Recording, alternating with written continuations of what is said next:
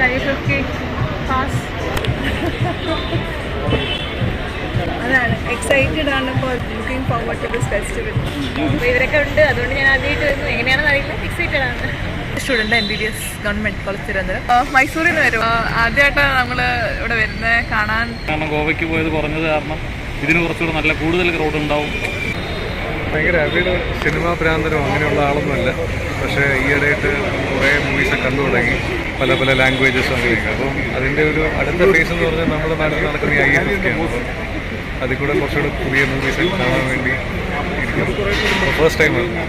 Thank you.